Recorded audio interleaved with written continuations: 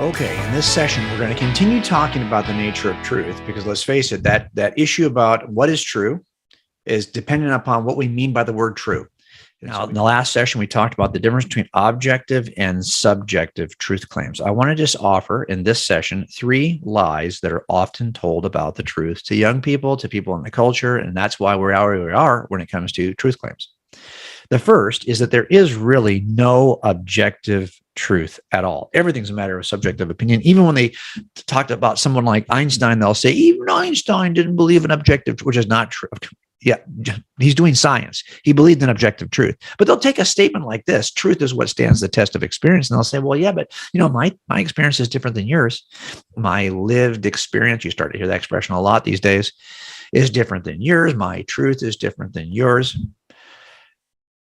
Okay, here's what I think is the penultimate subjective claim related to truth. Here it is.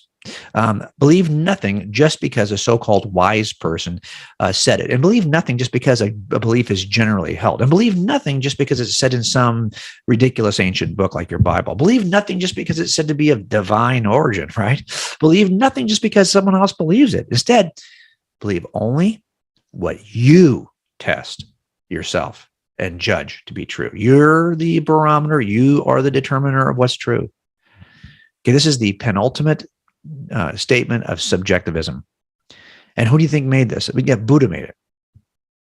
And how do we know that Buddha made it? Because it's in an ancient book of allegedly divine origin believed by millions of people. Do you get the problem here? In order for me to believe this statement, I have to reject this statement because it turns out what this statement tells me undermines the fact I could ever believe it. This is called a self-refuting truth claim. It cannot stand on its own, but it's also called a suicide claim. It commits suicide. Why? Because if someone says to you, well, there's no objective truth, the first thing you're going to ask, is that objectively true? Because if it's objectively true that there's no objective truth, then it cannot be then there's got to be, you see the problem? If there's no objective truth, then the claim that there's no objective truth is not objectively true. It's just a matter of opinion. So that can't be true either. There's the nature of truth for you. And let me give you a couple of other self-refuting claims so you can start to see. By the way, this is a skill set. If you're just in conversation with people and you just develop this one skill set, looking for self-refuting claims, you will be amazed at what you discover. And it'll help you to navigate these conversations so much better. Here is a self-refuting claim. You see it? Yeah, this is another one of my more popular ones. I think this is a great sign, I think. Can you imagine? Dry Creek Water Park. It seems to be self-refuting. These are kinds of claims that basically shoot themselves in the face. You would expect that from a homicide detective. Let me give you the second lie said about the truth. Okay, even if there is objective truth, you can't really know it with any certainty. It can't be known. And there's the problem. And you arrogant people who think you know something about God, for example, or you know something about truth, it's just arrogant. And it's oppressive because truth can't really be known to any degree of certainty.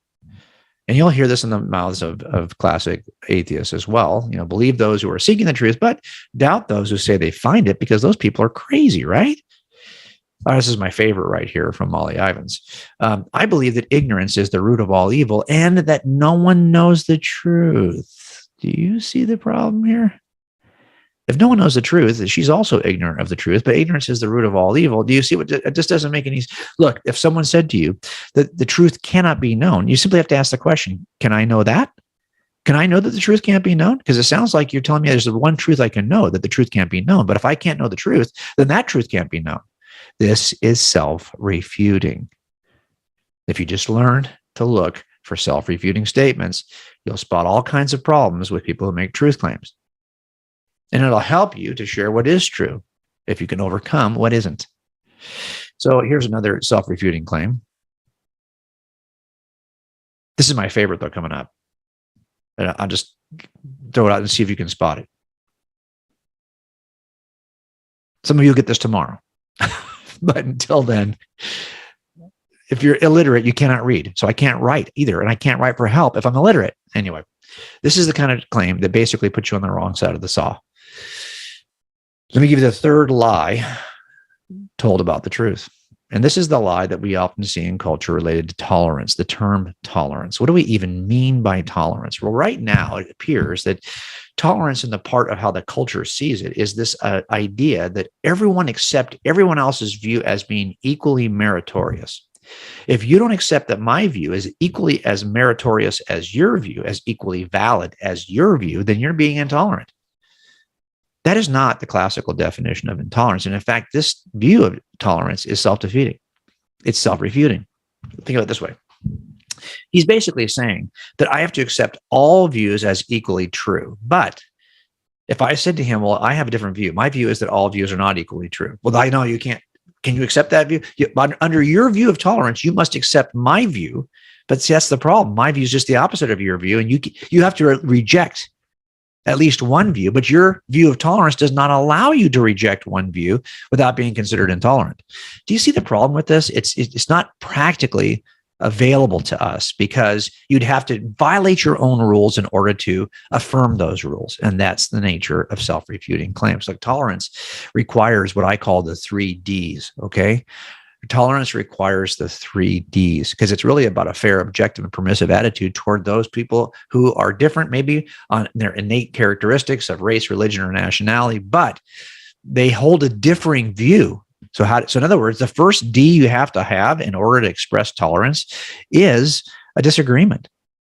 You don't tolerate people with whom you agree. So if you think that agreement is the foundation of tolerance, you're crazy. You just remove the need for tolerance. You basically will eliminate all tolerance if you think everyone has to agree. It's under disagreements that we tolerate each other. So don't surrender the disagreement. Second D you need some differentiation. Be careful enough to understand what differentiates your view from theirs, and do not surrender the difference. You need a disagreement about a difference in order to be tolerant. And finally, you need to not be a jerk. It's about demeanor. And what I mean by that is that you simply look. I tell people all the time, you are free to hate. Jesus hated. God hates. God hates evil. So you should hate evil too. So we are free to hate bad ideas. We are simply not free to hate people who hold bad ideas. We're called to love those people and to tolerate them and to share the gospel with them. But we got to hold on to our hatred of bad, evil ideas that are ungodly. We can hate those, but we cannot hate the people who hold them. And that basically is the challenge, right? Is that we're going to reach people with the gospel. And a lot of what we're going to be saying, they already have a notion in their head that, oh, these Christians, they believe this, this, this, and this. A lot of times they've already attached us to politics. And they think, oh, I think a lot of young people would say, hey, if I have to vote that way in order to believe this, I'm out. We have to make sure we make the main things the main things.